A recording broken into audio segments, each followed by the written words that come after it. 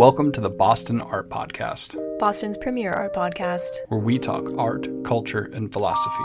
My name is Theodore Earthworms. And I am Brian Huntress. Welcome to the show.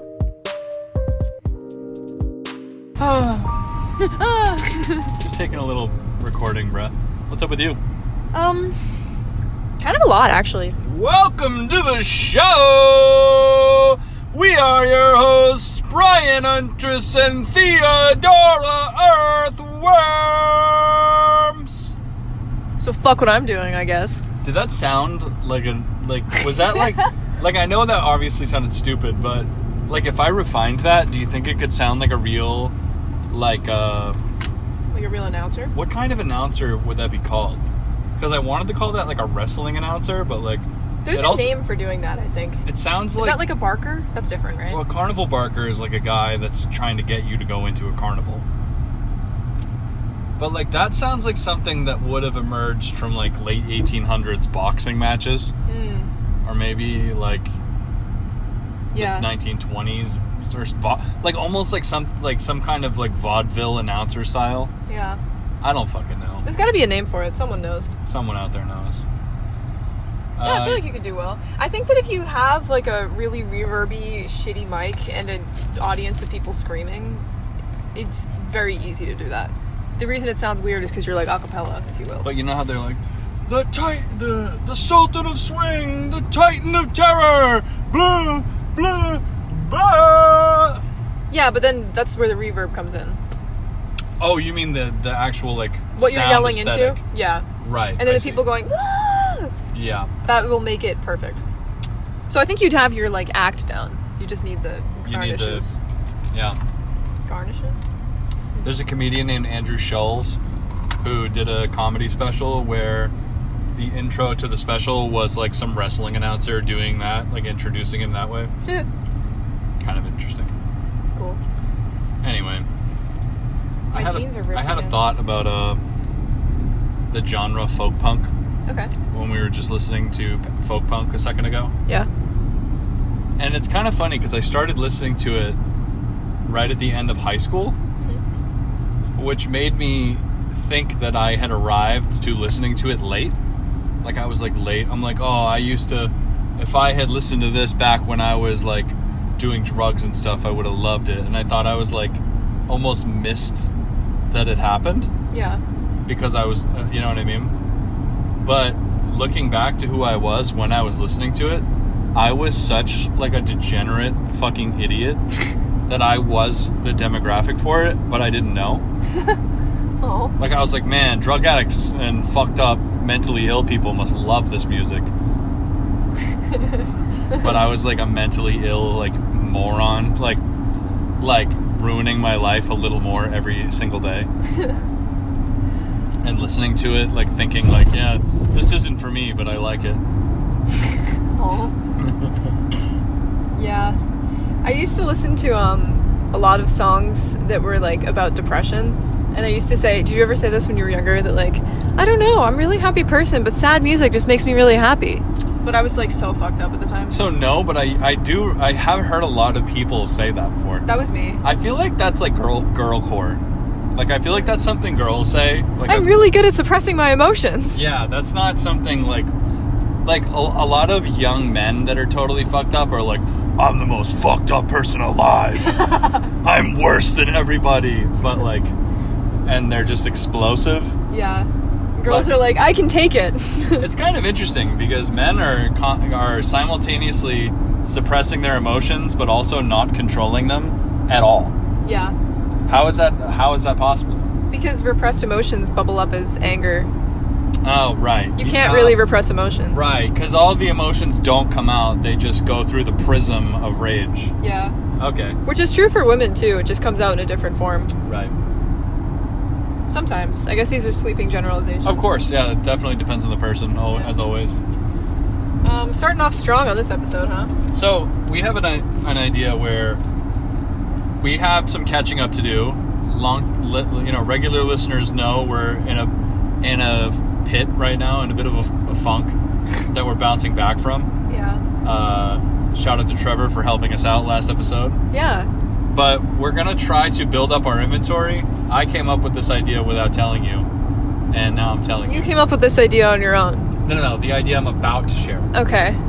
Which is, let's try maybe we don't have to record a bunch of episodes, but maybe we just need to record tons of 20-minute increments. Okay. Like, oh, we feel like recording. That was your 20 idea. minutes.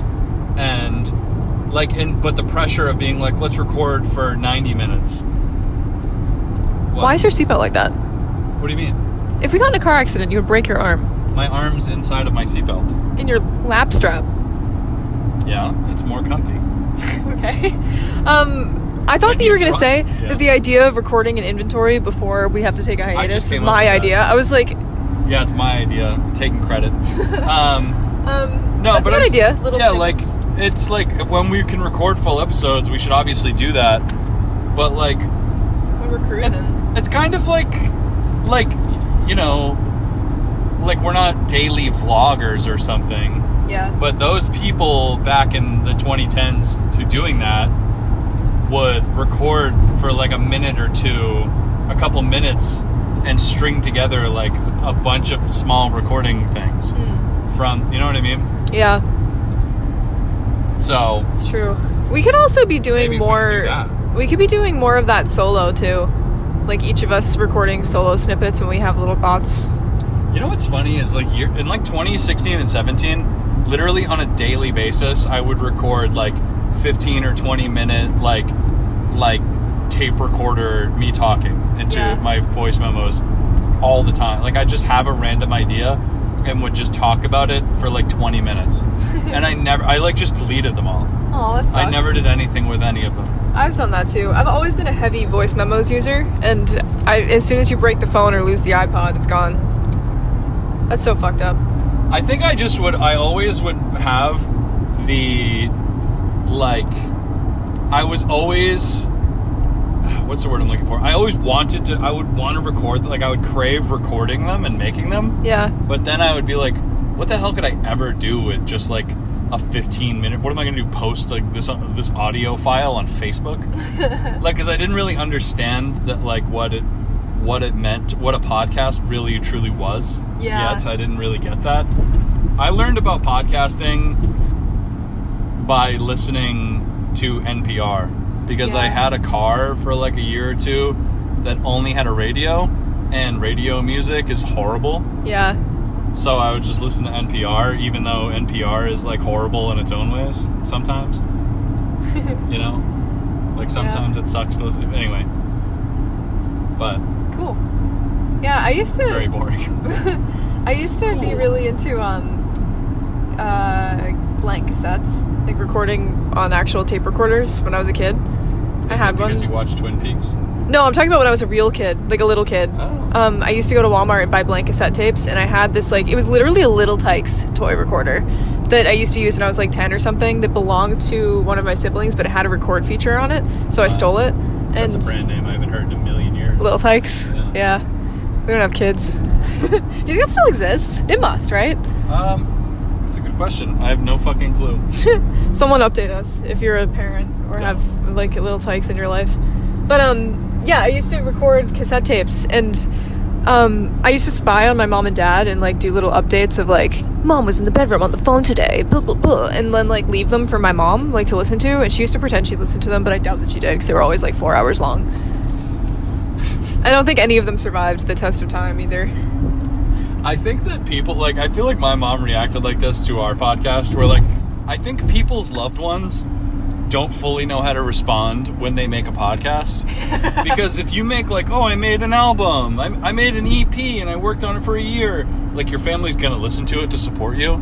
They're like, oh, we heard the music, great job, buddy. Even, you know what I mean? Or they'll at least pretend that they did a lot of the time. But with a podcast, they're like, how do I'm not gonna fucking listen to this. I can't lie and say that I do, because that would be like an unbelievable lie. Yeah. So how do I deal with the fact that you're doing this thing that you may desire moral family support for, but it's just too fucking, like, I don't know. I mean, I don't know. I don't know. Do you think that if this was like getting like 1 million views and it was financially supporting us and it was the center of our lives, do you think that our families would listen to that? I don't know. I think that it depends on what we were covering and which particular family members you're talking about. That's true. Anyway, I don't fucking know. It's kind of a strange thought. Yeah. I mean, I don't really mind that we don't have millions of listeners, also. I'm kind of good with that. I mean, I don't know that I want my family to listen to this, really. Yeah. It's kind of funny because doing this, it doesn't really ever feel like... It doesn't even really feel like we're recording anymore. Really? It feels like I'm just talking to you, with you. I'm just with you in a different way. Yeah. It's just like a facet of us hanging out. It doesn't really feel like that. On the good days. On the good days, yeah. I feel like when... This is such a stupid analogy. It actually might even be, like, borderline offensive, but it's okay because I relate to it. But I feel like it's kind of like body dysmorphia. Like, sometimes we'll be recording and I'm, like, very aware. Yeah. And it's, like, too aware. You know what I mean? It's like when you wake up one day and realize that you have skin and you're like, what's my BMI? Oh, my God, yeah. I don't know, sorry. Trigger warning. That happens to me when we're doing interviews, where I'll suddenly become aware that we're interviewing a person, and there's a person next to us, and we're recording with them, and everything counts and is being recorded. Yeah. And, like... that happened to me. There's been a few interviews recently where that happened, where I just, like... It's like waking up in a lucid dream. Like, you're like, oh my God, I'm in an interview, fuck, and like you're just looking at the person's like mouth move, but you don't know what they're saying. And you're like trying, I don't know. I actually find the interviews easier because the pressure is not on us at all. Like I get nervous about it, but then I'm like, that person is in an interview. Like, that's so scary for them. I'm chilling. Yeah. You know? This is my show, actually. I've been on other people's podcasts in my collected lifetime maybe 3 times. I think I maybe have been on 3 podcasts. Yeah. That don't even exist anymore. You couldn't even find these things if you tried. And I remember each time that I did, well, actually one of them you could find, but each time I did, I was just, the second it was over, I was like, I am the world's biggest fucking moron. Like, I'm so stupid. And I just butchered that. Oh. Yeah. It's like, I've also appeared on public access TV 3 or 4 times, and those are even worse. Yeah. That's even more horrible. Yeah. It's not even the public access TV's fault. It's like, I don't know. It's kind of like if you like mix like I don't know, like bleach and ammonia, you can die or something. It's like, that's me with that stuff. You're just the ammonia? Yeah, exactly. Is that true? If you mix bleach? Yeah, it makes mustard gas. Oh, right, okay. That's why you're not supposed to clean out a litter box of bleach. Oh, because cats have ammonia in their pee? Yeah. You could, like, literally kill yourself by doing that. Can you fucking imagine? It's like in Trainspotting when the guy died from cat shit in his house. Oh my God. That movie is so fucking... Spoilers for that 20-year-old movie. I love that movie, though. I do. Why do you think you liked it? I liked it because... I think part of it is because it's nostalgic. Because the first time I watched it, I must have been in high school because there's a friend that I had at the time that looked just like that guy who died in the movie. Yeah. And I was probably like 17 last time I saw that kid. So I think it hit at a time where I was like really craving like rawness. Yeah. You know what I mean? Like when you're like 16, maybe this is like also escalated by being homeschooled in a suburb. I like really wanted grit. Yeah, honestly, and I think too there's like this like innate like anger in all young people to believe that everything is fake. Yeah. Like everyone's a fraud and a phony. Like you just think that when you're a kid. Yeah. No matter what. So all I knew about Trainspotting before I watched it was I had a friend that did heroin that loved that movie. Damn. And he would always be like, dude, you gotta watch that. It's about heroin. I love heroin. Damn. I didn't do heroin, so I thought that maybe I wouldn't like it. Just made specifically for that demographic. I mean, it kind of is. It's definitely not a pro-drug movie. Like, you don't walk away from it being like, I should do drugs or something. Yeah. Or drugs are good. But it definitely makes it look fun, right? It's like it definitely romanticizes it. Not the ending. Not the ending, right? I But think it it's romanticizes it in the way that crime movies romanticize crime. yeah, but They I all think. die in the end, but it's cool. Anyway. But I don't know if that's really romanticizing it, because I think what it's supposed to be is that you get pulled in by the main character who's interested in it, and then you go on the journey with them of realizing that they can't do this anymore. But you still feel like you would like to make that mistake too, in the wrong kind of way. Like when I would read drug books when I was like a young teen, before, like when I was trying drugs and stuff, Yeah. I would read them and be like, that was awesome, I want to do that. Huh. Yeah. Maybe that's like, it's kind of like how people watch Fight Club and they're like, I want to be in a Fight Club. So I've never seen Fight Club, honestly. You've never seen Fight Club? I really haven't. Oh, I liked that movie when I was in high school too. I'm one of those people that haven't seen it, and now I'm like holding on to the fact that I haven't seen it, and I'm like, I'm not watching it. Like, I'm like holding my breath. I would like to rewatch Fight Club as an adult, because something that I remember thinking about it, I don't really remember most of the movie, but what I do remember from when I watched it was that I was really resentful of the fact that it has such a reputation of being like a man's movie, because I resonated with it as a teenage girl and I thought it was interesting. But maybe that was just like some internalized misogyny, like I'm not like other girls shit that I was on, because that could have been a thing. Well, it's famously known as it's a famously misinterpreted movie. Yeah. Like it's not like, men aren't supposed to watch it and be pumped up and be like, I want to fuck my life up. I'm just like those guys. Like, you're not supposed to do that. Like, it's kind of interesting, because there's, like, we were talking about this last night with Noah, actually, but just the genre of movies that are just famously misinterpreted men's movies. Yeah. Like The Matrix, Clockwork Orange, Fight Club, what's the other one? American Psycho now, for some reason. There's a lot of like TikTok hype for Patrick Bateman. Is that his name, or is that... Yeah. Oh, okay. I think so. I thought that was the motel movie for some... Anyway. The Shining? No, what's that fucking movie? Patrick Bateman is American. I was thinking I mixed up Bates Motel. Oh, wait. Whatever that is. I completely fucking forget the name of that movie. The movie with the guy, like, killing the... and the lady dying in the shower.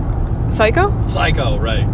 Anyway, that's actually so funny. I wonder if American Psycho Patrick Bateman is an homage to Psycho, based on the Bates Motel. That sounds like something that might be true. We should look that up later. Anyway, whatever. But that's a world of movies, just movies that, like, badass cool dudes watch and then misinterpret massively and misapply the message entirely. Yeah. I saw a TikTok that was this film critic guy talking about that phenomenon, and he made this point that he believes that happens because of a flaw in the writing rather than the interpretation, which I thought was kind of interesting.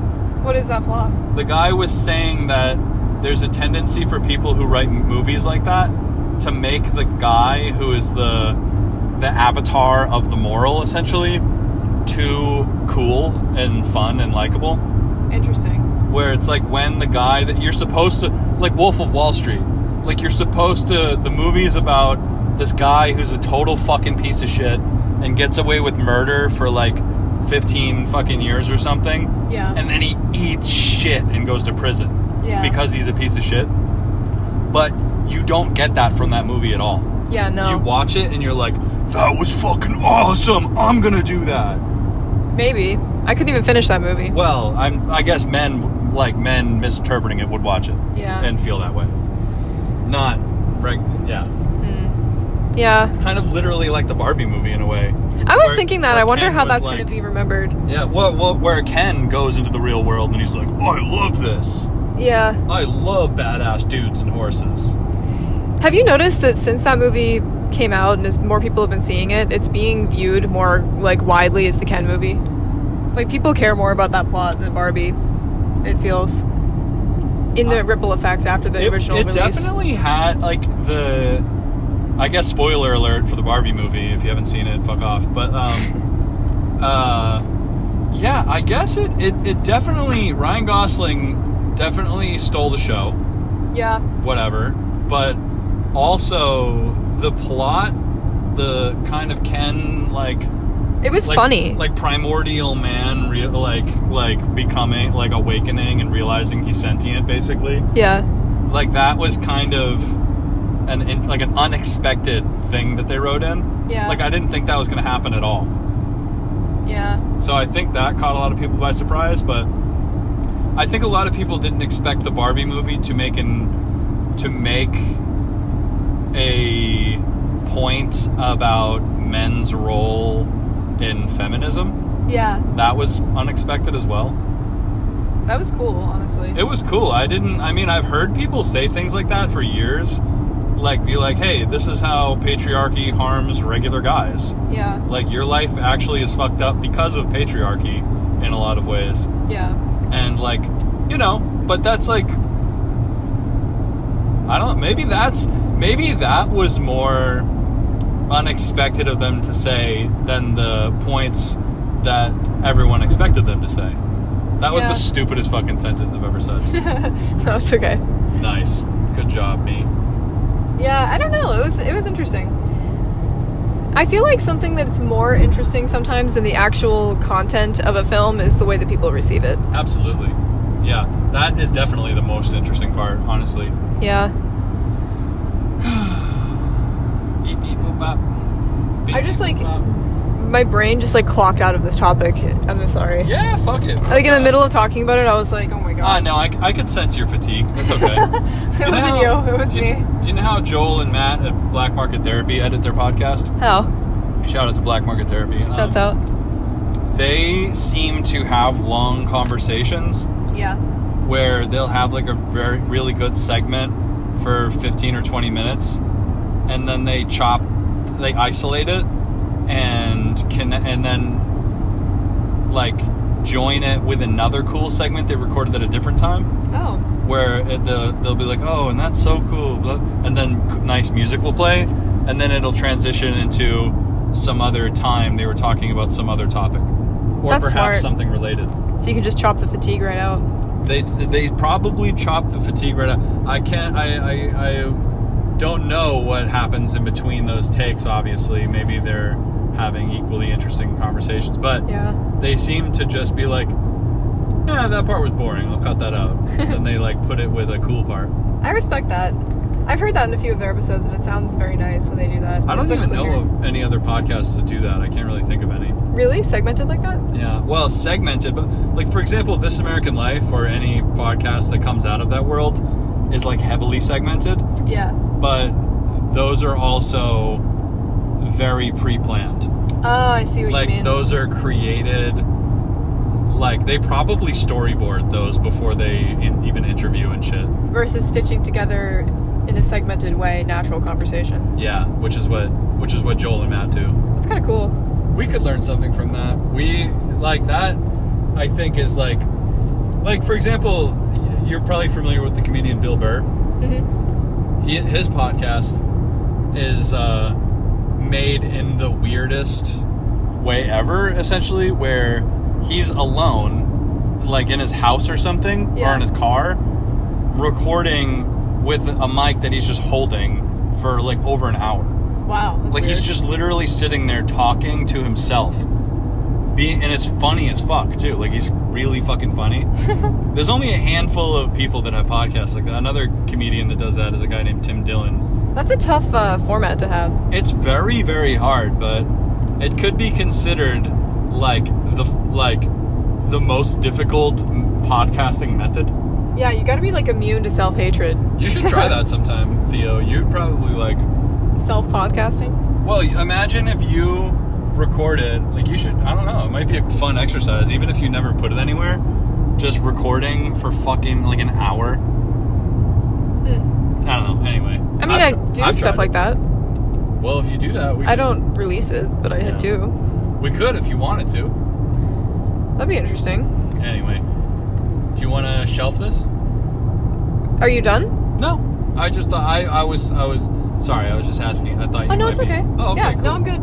Thank you though. I appreciate you. I do that for journaling, actually.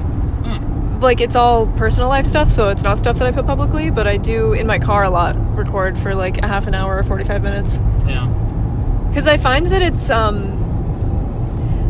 don't know. I also keep journals. I've kept written journals since I was, like, 10 years old, but I'm really bad at keeping them up to date.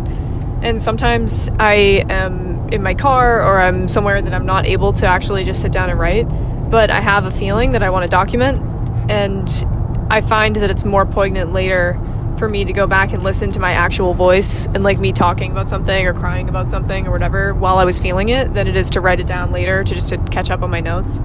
Huh. Like, my journals have become more of, like, a captain's log than, like, an in-the-moment processing tool. I like that. That's a good metaphor. Yeah. I only update them, like, twice a month. What is that called? They call that in Lost the black box of the plane. Yeah. Like the black box. Yeah, that's like your black box. I mean, I only do the audio journals, like, twice a month, too, to be honest. But that's actually sick. Really? Just a cool way of thinking about it. It's not on purpose. It's just what it's come to be, but it is kind of nice. Because sometimes something will happen that I won't even remember, and then I'll go through my voice notes, because also none of them are labeled. It's all like, new memo, 99, blah, blah, blah. And I'll look at it, and I'm like, oh, what's this? Is this a podcast episode? And I'm just like, like, in my car. I'm like, what the fuck? Like, what was I even talking about? Jeez. It's okay. I cry over everything, so it's usually nothing major. You know what I've, like, always, like, I've thought about doing this, but I always have this idea too late. But I've always wanted to go back to, like, correspondence and old message and chats or email threads. Yeah. Or something, like, and just print the whole entire transcript. Yeah. And just reread it. Like, I've thought about doing that. Like, there was an old group chat that I was in with an old group of friends that, you know, shit went south, or, like, there was a lot of hard conversations and drama in the group chat. And I wanted to go back and revisit those transcript and chat logs and, like, think about everything that was said. Yeah. Or, like, print it or something. But I was literally removed from the group chat and can't access it anymore. Really? Yeah, and I never even knew I was removed from it. Because the activity slowed down and I didn't check it for a year. And I went to check it again. And I was just like, it just, like, doesn't exist for some reason. Oh, that might mean that the chat got deleted, or, like, the host of the chat deleted their account or something. Really convenient. Why would you get removed from a dead group chat? Probably vindictive, evil behavior, perhaps. That's fucking dumb. Damn. Just, like, knife twisting, perhaps. Perhaps. Yeah. God. Yeah. What the fuck? I remember being in high school and thinking, like, when I'm older, people aren't gonna be as fucking stupid. Like, we're not gonna have fights over group text. You guys are so fucking immature. I'm turning my phone off. And now I'm, like, 26, and you guys are all dumb as shit. Still. You know, fuck everybody. When I was 16, my friend group, we all used to go to AA meetings together because of recovery school. Mm-hmm. And I remember we all had this realization together, and it was a really funny moment. But we used to be like, man, like, I can't believe we're all so stupid and the adults are all so smart, blah, blah, blah. But in AA, we would be regularly around middle-aged adults and senior citizens, or, like, anybody that, like, people 30 to 40 years older than us. Yeah. That, like, probably couldn't even read. Like, people that were, like, stupider than anybody I've ever met. Not saying that people, like, in AA are all stupid or something, but, like, it was such a strange realization to notice, like, wow, that age has nothing to do with it. Wow, I know so many adults that are like medieval peasants. Yeah, like they're like a farmer from, like, Italy in year one was smarter than this guy. Yeah. Yeah. I don't know. Yeah, my mom, when I was growing up, I don't know if this is, like, I'm just gonna put this out there neutrally, but when I was growing up, she used to say things to me, like, she would say to me and my siblings that she homeschooled us because she is pretty intelligent, and she thinks that her and my dad are intelligent, and therefore her kids would be. The three of us are intelligent, and that we need to know as intelligent people that most people in life will disappoint us. Which really fucked me up at the time, but it led to a little bit of an ego complex and then a crash of identity, but it was interesting advice. Wait, was it you're intelligent so people will disappoint you, or intelligent people will disappoint you? The first, but Oh. both, I guess. Like, we're very smart, so people will let you down. Like, you're gonna expect other people to be operating at the same level as you are, and they're not going to. I mean, I think the wording is kind of funny, but I think that the lesson is a little actually kind of true, because, I mean, have you heard that there's like that, people say like expectations are just like, what is it? Future resentments. Yeah. Expectations are future. So when you put, I guess it's true that if you do go through life expecting people to operate at the same to believe what you believe and do what you do, like, or that type of thing, Yeah. you definitely will be disappointed with people. I think that something else that I learned later in life too, this isn't necessarily in contradiction to anything that my mom ever taught me, but this is just something that I may have interpreted what she was saying differently than she intended it anyway. Who knows? But my growth from that perspective to later was that I don't really feel like intelligence matters as much as a lot of other characteristics. Like, it really just fucking doesn't. Also, intelligence is a massive ambient spectrum. That's true too.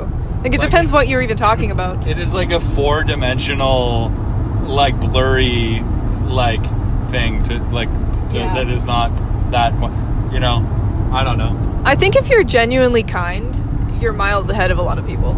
Yeah. Like, if you really want to do good by what you feel that your morals are, and you're reliable in that, it matters way more than if you're book smart. You could say that the capacity for kindness and empathy is a form of intelligence. Emotional intelligence. Right.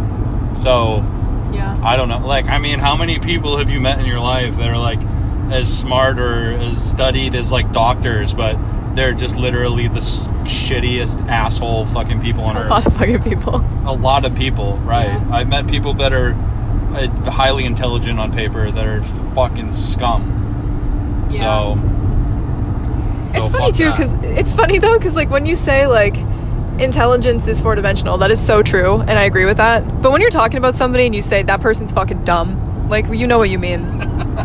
It's also a scathing thing. Like, you would never call somebody, like, dumb in just a static way. Like, That person's emotionally like, unintelligent. Like, they did nothing wrong. They're just completely, they've no transgressions. You wouldn't be like, that person's stupid.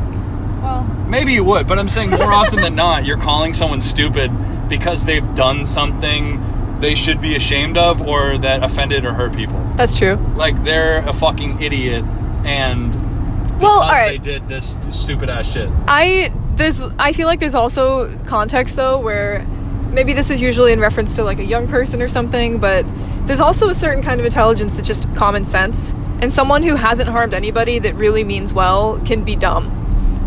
Yeah. Like, just getting in your own way, like, what the fuck are you doing? Like, it's completely fine, but you are dumb. Interesting.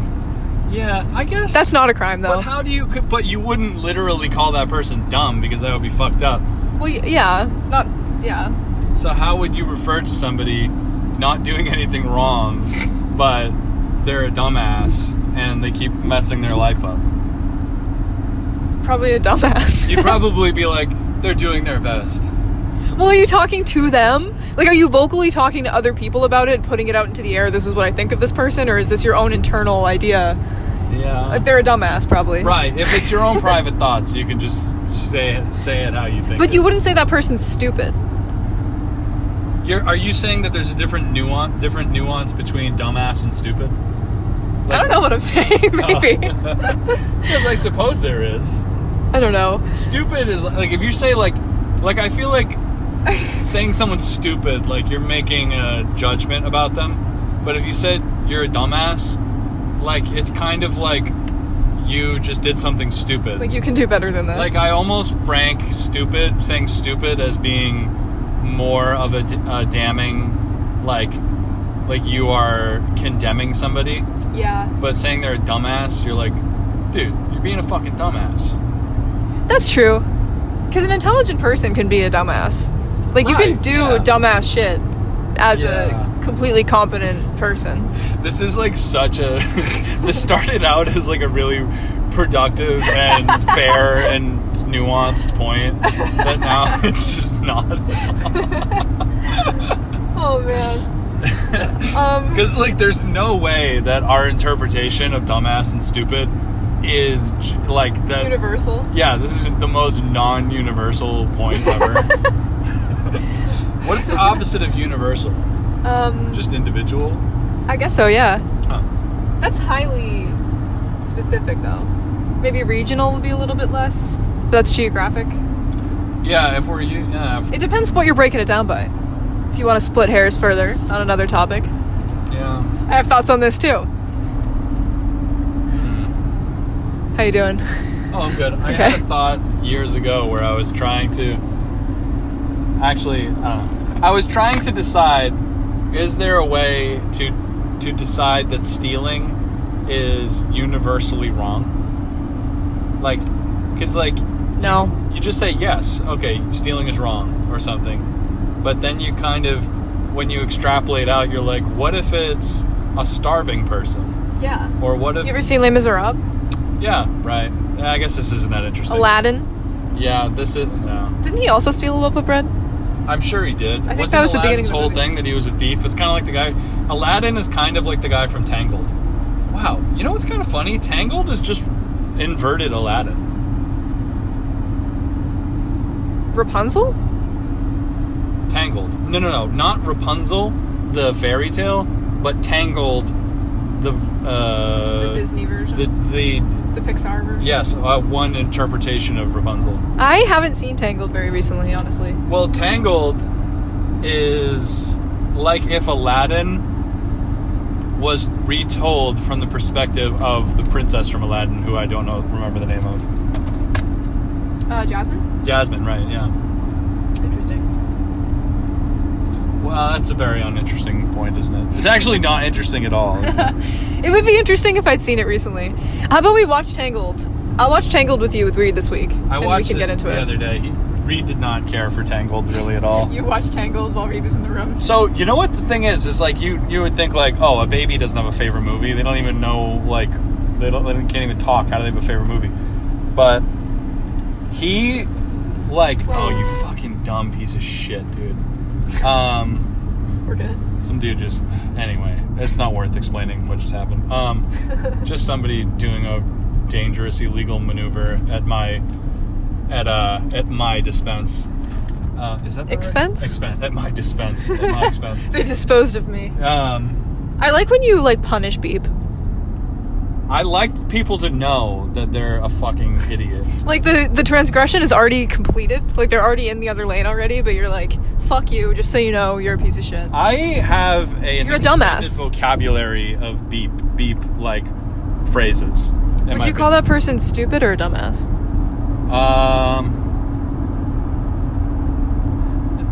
It's dumbass behavior because I would do it. Like in a very serious, like if you're in a situation where it's like, I'm fucked if I'm late. Like, I am fucked. Like, I don't know if it's a job interview, baby being born, whatever it is. There are some situations where the rules are off the table. Like, it's like, you know, take an exit from the left lane going 60 situation. Like, there are very few situations where that behavior is warranted. Yeah. But they're out there. They are out there. Job interview, baby being born. Well, job interview, actually, no. You shouldn't risk your life and other people's for a job interview. You're an asshole if you do that. But maybe you're being chased by assassins. Yeah, that's a good reason. Yeah. What were you saying before that? I was Favorite just talking movie. about Reed, where... So how old is he? He's 9 months or 10 months? I forget. I don't think he's 10 months yet, but he will be soon. Yeah, he's almost 10 months. But, so he doesn't pay attention to any movie except for Encanto. Like, when you put on Encanto, he's actually watching it. That's cute. For like 15 minutes or so. He checks out after that. Yeah. But you put on anything else and he's like bored. Oh. Like he's trying to do other stuff. That's so cute. I always thought, like, it's funny because I'm a person who this is the first baby I have ever had to interact with in my adult life. Had to. Well, just I don't know. I'm not saying I have to. Oh no. I'm saying, like, I've just never known a little guy. I've never known a baby. I don't have any. The only babies I knew were when I was a child or something. Yeah. But you think like when they're like, oh, like people tell you like my mom says that when I was a little kid I wanted to watch Wizard of Oz. Me too. All the time. That was my favorite movie. Oh yeah, apparently I used to call it Boz. I wanted to watch Boz. Oh. When I was a little kid, I was talking by the time I was a year old, I guess. So when I was like a year and a half, my family talks about this all the time because I would talk nonstop about the Wizard of Oz and just tell everybody the entire story from start to finish. I love that. Yeah. That's so cute. Now little kids walk around and they're like, my favorite YouTuber, Mr. Beast, did this, dug a giant hole and drove a train into it. You have to listen to the kid talk about Mr. Beast for 20 minutes.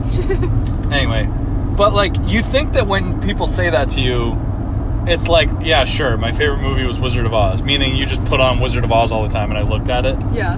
But, like, I guess I just didn't think that babies actually had the capacity for that. Yeah. Like, it's like people are like, oh, an infant is as smart as a smart animal. He's smarter. But he's way smarter. Yeah. Like, I don't know. Like, if an animal was as smart as an infant, you would think that the animal is, like, possessed by the spirit of a human. Yeah. You'd be like, holy fuck, we need to kill this animal. This thing's crazy. Why would that be your instinct? Well, I'm saying, like, can you imagine if Milo could go in the fucking fridge and, like, take something? You'd be like, oh my, I need to put him in a cage. Or if he could, like, I don't know. If he could steal your phone and take videos. I don't know, and like put it somewhere, hide it, take it and like put it in the toilet or something. He used to know how to open doors and tuck himself into bed. Now he can't do that. I swear to God that happened. The thing with the door thing though is the house that he could open doors in, weren't those doors flat handle doors? Or some of them were? Some of them were, and some of them were just not really strong on their hinges. Yeah, there were some janky doors that he knew that he could just the way that open. he would do it, he would hang on the knob, like put his paws around the top of it, so he was like dangling by his little feet, and his feet weren't touching the ground, and he'd just kick, like bunny rabbit kick, until it swung open. Like, that's still pretty fucking advanced. Is it possible that when I met Milo and like you were living at that place that you were living at? Yeah. Is it possible that he was in like the last years of kittenhood? Yeah, he was. So he was like ambitious and doing mischief. But now he's more of he's more leveled out. He's an adult cat now, yeah. So he's like kind of just, he's like, you know, well, he's still a pain in the ass. Like if you close a door, it doesn't matter what door it is or what's in it or what he wants. He's upset that the door is closed. So he needs you to open it, and then you let him out, and then he's like, nope, I didn't want to go out and be closed out. I just wanted the option. I wanted you to open it so that I could come in and out. He also, the thing about him that I feel like is so frustrating is he definitely has unlearned some things, because he used to know he could open and close doors. If a door was like slightly above the ground, he would put his paw under it and swing it open and close. Like he'd hold it with his foot. I have videos of him doing that. And now he'll sit in front of a door that's cracked and like yell at me through the crack. Like he can't figure out he can push it. I don't know if he just likes that I do it, or if I don't know what it is. Power trip? He's just like, I want to watch you do it.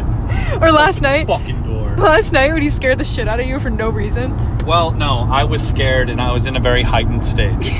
So we watched a scary ass fucking movie and it fucked my whole night up. We went to see a horror movie. We went to see Talk to Me. It was really fucking good. Scared the fucking shit out of me. So scary. It really scared you. It scared you more than me, to be honest. Horror movies are usually, I appreciate them, and I'm like, oh, that was a creative story, and it was cool, but it was kind of stupid, or like, you know, it's kind of got a little bit of goofiness, like undertones, like, or where I'll just think it's kind of stupid. But this one was just fucked up. Like, it wasn't fucked up in the way, like there are movies that aren't scary, but they're just shocking. Yeah. Like, there's a movie called The Sacrament that's like that, that's about the Jonestown Massacre. Oh. Not scary, it's just disturbing and makes you feel horrible. Yeah. Like, it's a horror movie, but it's like, it didn't achieve, like, I feel like horror as a genre is like a distant cousin of fantasy. Yeah. Where there is a kind of, I feel like good horror has like just some note of mysticism Yeah. in it. I like that. Like when something's just like about like, oh, there's a freak, horrible, terrible person that's killing people and doing fucked up stuff. Yeah. That's more psychological thriller suspense to me. Yeah. Like I don't Those know. ones make you feel fucking terrible too. Yeah, they just make you feel like you just like the Dahmer miniseries. yeah, like you just watched like a murder video on LiveLeak or something. Ew. You know, like that's not. I feel like it's like I'm being judgmental, but there's almost a part of me that thinks that type of movie is a little bit lesser than like a good creative horror movie. I kind of agree with that. You I'm know? in it for the ghosts. I really like aquatic horror too. That shit's scary. Ocean horror. I don't know why. That's just like one of my interests recently. Yeah. It has been for a while. I think I've talked about it on the podcast. But You know like what? the last year and a half, I've been like really obsessed with ocean horror. We've been seeing it more and more because you would think like, oh, the submersible thing happened, a bunch of guys got squished in a fucking pod, so that's why. But you were like talking about it and thinking about it for months before that happened. Yeah. You know what started it? I used to, at my old job, I used to have multiple days where it was one of those jobs where sometimes it was really busy and sometimes it was insanely slow for like 8 hours and you were just on a computer and you were only allowed to be on like Wikipedia and like the browser. Yeah. So I would go on Wikipedia rabbit holes for like hours at a time alone at this job. And I found this master post of Wikipedia pages that were just like easy rabbit holes. And one of them was a list of like unexplained deaths, and I went down that for a while, and then it brought me to like people lost at sea, and there's a master post on Wikipedia of the full detailed stories of every documented time in history that someone has been lost at sea and found again, and then some that hadn't been found. There were separate lists. So I was like going down that for a really long time and reading about disappearances and the Bermuda Triangle and like missing ships. I was on ghost ships for a long time. It's fucking scary, dude. It's really scary. I feel like it's kind of like reading about space, but it's more like, I know that space is technically much more ancient than the sea, but there's something very resonant and ancient feeling about like a ship made from a tree from like 6,000 years ago, and like somebody like a Viking sailing on the water, or like Cthulhu, that like the ways that we access space are inherently tied to futuristic technology that sci-fi cannot ever not be. Like, I feel like most sci-fi it feels futuristic even though it's exploring an ancient space, where ocean lore is very, Well, like... I kind of feel like, though, ancient lore or very old-time lore and mysticism about the ocean Yeah. kind of really does parallel sci-fi mysticism about space, because there was a time where, like, it's a very, very new notion in human history that you can get in a metal fucking like pill-shaped vessel and go thousands of feet below or something. Yeah. Like, that only started existing in, like, I think the first submarine was technically during the Civil War, but submarines as we know them today were like in the 30s and 40s. Yeah. You know what I mean? So not honestly far behind space travel Meanwhile, in the scheme of things. the first sailors were like ancient Polynesians. Yeah. Like fucking in wooden fucking boats going across like the fucking South fucking Atlantic. I don't fucking know, but like Yeah. that's fucking crazy how old boat travel is, but And how little we understand still about the ocean. Like, people talk about that all the time, but it's like, I don't know. I think that it's one of the only realms of the planet that, like, we know that there's mythologies about things like dragons or, like, fucking, like, land and sky creatures that were, like, we know for a fact that this doesn't exist anymore. Like, we can point to maybe ancient creatures that could have been the inspiration for this, or, like, different events that happened that could have been the inspiration for it, or different religions or mythologies and the reason people were saying this shit was happening. But we know for a fucking fact, like, there's no dragon that's gonna pop out of the mountains in, like, some random place right now. You're not gonna find, like, Bigfoot in Ohio. But there's mythologies that we don't know the roots of that center around the ocean, and we just literally find new ocean creatures routinely because we have not explored all of it. Which isn't to say that mermaids are real, but it's possible. yeah. Hold on 1 second. Have a good day. But I guess what I was saying is like, fuck, like people like, is it possible that conspiracy and myth and people creating these wacky, crazy notions and stories about something, the enemy of that is like scientific truth. Yeah. Like learning something for real. Like, okay, we know this is like a fact. Like they're like, anyway, but like people, we have like infinitely more knowledge about the ocean than somebody in the 1700s. Yeah. And the 1700s and beyond is when things like the Loch Ness Monster came about, or not Cthulhu, but like, you know, sea monsters or whatever. Like, and now we know, even though there are some very strange, bizarre things in the depths of the ocean, we know that there isn't mermaids and like Poseidon and whales with sharp teeth. I don't know, but we do think those things about space. Do you see the weird like reach parallel I'm making? I guess so, but I feel like I was making the opposite point. I mean, I know mermaids aren't real. It's not what I'm saying. I know you don't, but I'm saying people of the past did think that. I know, but I still feel like the ocean is still more interesting, because I think the creatures that we are finding are like medieval fucking drawings. Like the things that we are discovering like frequently in the ocean that do for real exist are just kind of perpetuating the same kind of awe. Like, it's not like we went down there and just found like pigeons. Like there's wild ass shit down there. But I'm saying, like, you're not expecting in your wildest dreams for there to be some fully sentient speaking being in the ocean. Yeah.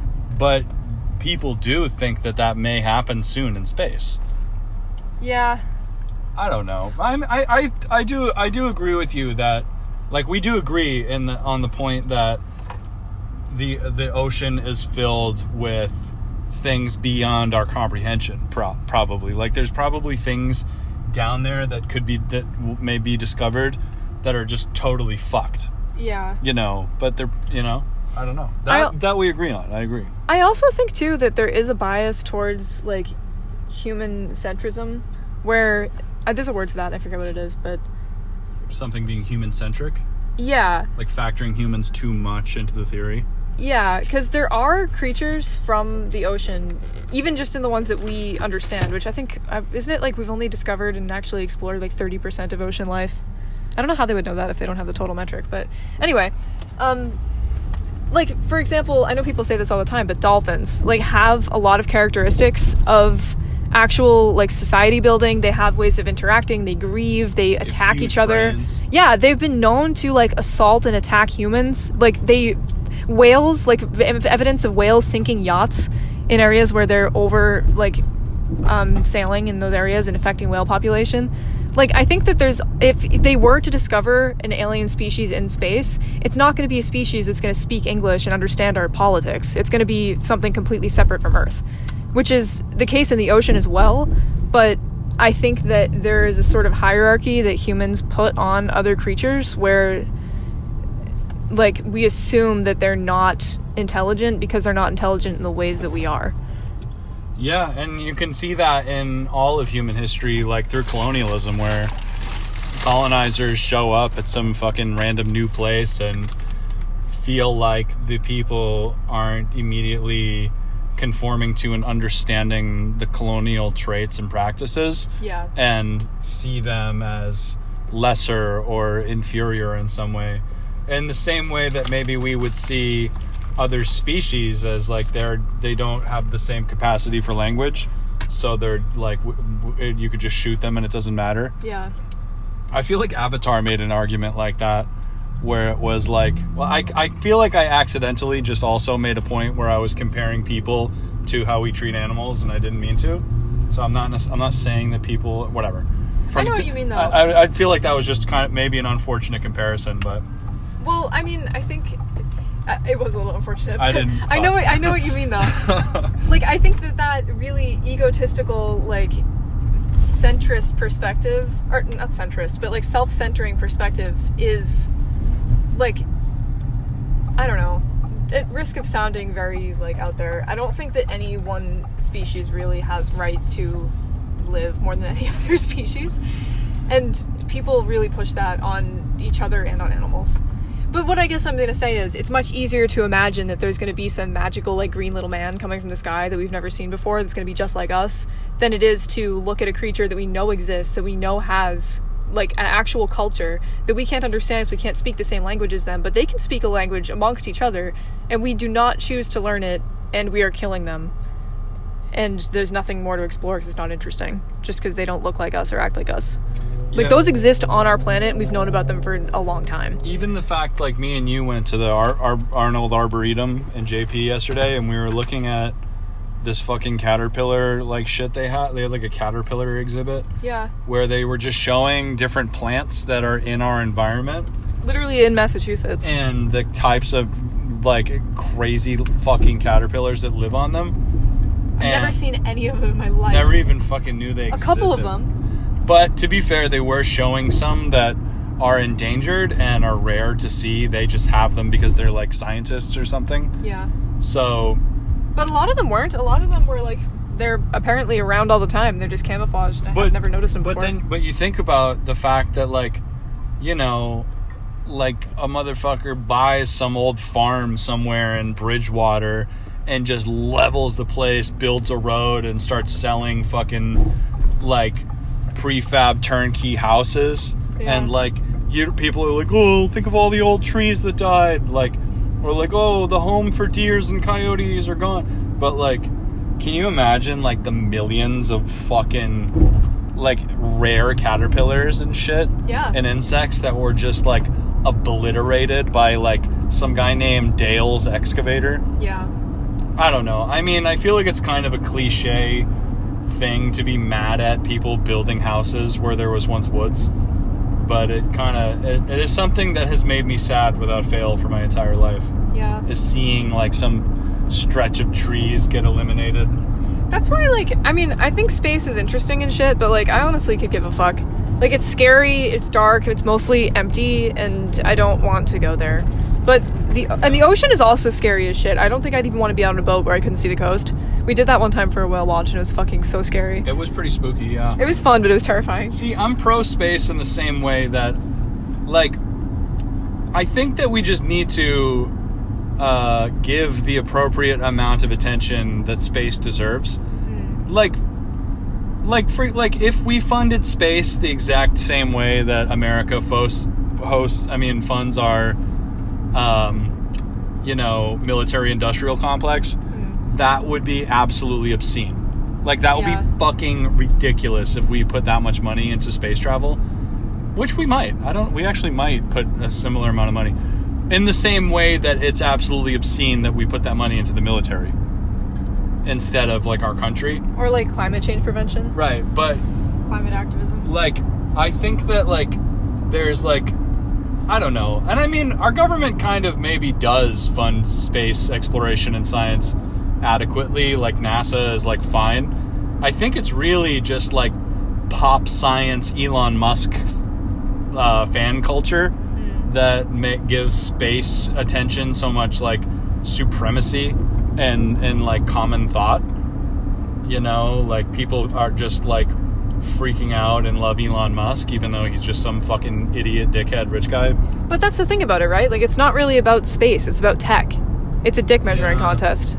It is. That's all that it is. It's about men. It's not about what we could find out there. Nobody gives a shit. Like, we have so much out here that we haven't discovered. Like, on our fucking planet.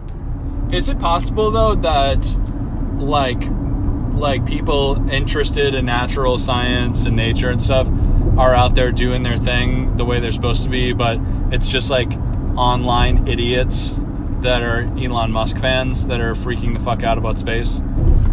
And that, like, also regular cool people that care about space just have, like, jobs at, like, different, you know? I don't understand the question. I'm just saying that, like, I guess what if I could understand what you're saying better. Yeah. You're saying that people are like fuck space, like, why don't we pay more attention to Earth? Or, I mean, that's not exactly what you said, but, like... Well, kinda. I mean, I do think that, kinda, but I don't... It's not even fuck space, necessarily, but it wasn't, like, trendy to be into space when we were talking about like Mars rover moon rocks. Like that is fucking really interesting and cool. It was a bit nerdy. It was nerdy because the nerdy shit, which is the reason we're supposed to be exploring this stuff, is not why people care. People care because it's Elon Musk. Right. Because it's a race to the moon. But I guess the point I was making is that, like, maybe that is just Elon hype, and that people who are actually invested in science and are working on that shit are doing it. And, like, I'm just saying, like, maybe it's just hype, and who cares? Does that make sense? Do you understand? Maybe what I'm saying is I'm not... Yeah. I mean, I'm saying it is hype. But we're saying the same thing. Yeah. Okay, cool. Gotcha. I'm confused. No, but we agree, I think. Like, I think that when Elon Musk is, like, ruined or goes away in whatever way that happens, if that does happen, perhaps that space tech hype will kind of go with him, because it is kind of a weird, like, for example, like, I feel like a lot of different billionaires have their own creepy tech associated with them. Like, do you know who Tony Robbins is? That sounds familiar. He's like an 80s version of like a billionaire celebrity, where he's like he's a motivational speech billionaire guy. Okay. But what he's obsessed with and constantly talking about and writes books about is like freaky, like cutting edge fringe neurological science. Oh. Like how to grow your brain, or like how to take these like non-FDA approved pills that fucking cure brain cancer, and he's like weird. He's doing creepy brain stuff, and then there's like, I don't know who it is. I think maybe Peter Thiel or like some other weird person like that, like is like obsessed with like blood science or something, and like making yourself live longer by putting different blood in you. You know what I mean? The fuck? Like they all Medieval have shit? Fucking weird shit. Each one of them has their own creepy science that they're obsessed with. Yeah. You know what I mean? I don't know. They're all fucked up. Yeah. Rich people are just fucked up because they have no fucking barriers or limitations and absolutely nothing stopping them from doing anything. So they just do twisted shit. Yeah. They're just a bunch of they're just twisted. They're there's probably billionaires out there like just torturing animals and nobody knows. I mean, I feel like there's billionaires out there that are publicly torturing animals too. I don't know. Fuck if you really want to split hairs. Fuck them. How long have we been recording? An hour. This is only supposed to be 20 minutes. You want to call it? We're almost there, right? Yeah, I've been just doing circles around our destination. Oh, okay. So we could call it right now. Maybe I should, yeah, fuck it, we'll talk. But, you want to, I don't know, should we wrap this up, or do you have any? Okay. What? Alright. Thank you guys for listening. I don't know what we talked about or what we accomplished on this episode, or if anything was accomplished at all. Well, it's only an hour. We don't have to wrap it. We can just add more to it later. We could, or we could just start a whole new one later. That's true. Yeah, to keep that bank. We're rebuilding our inventory so that we have better mental health, so we can make better stuff for you guys. We don't need to keep them abreast of our mental health. Yeah, we do. They're our friends. They don't need to know. They're our friend. All right, love you guys. If we record again, I'll just cut out this part. If we want to add to this. Okay. Anyway. All right. Boston Art Podcast. Bye. Boston Art Podcast is an independent DIY production by Brian Huntress and Theodora Earthworms. The information contained in this episode represents the views and opinions of the original creators or our guests, and does not represent any institution, organization, or business. Find us on Instagram at Boston Art Podcast, and tune in for a new episode every Friday. Thank you for listening.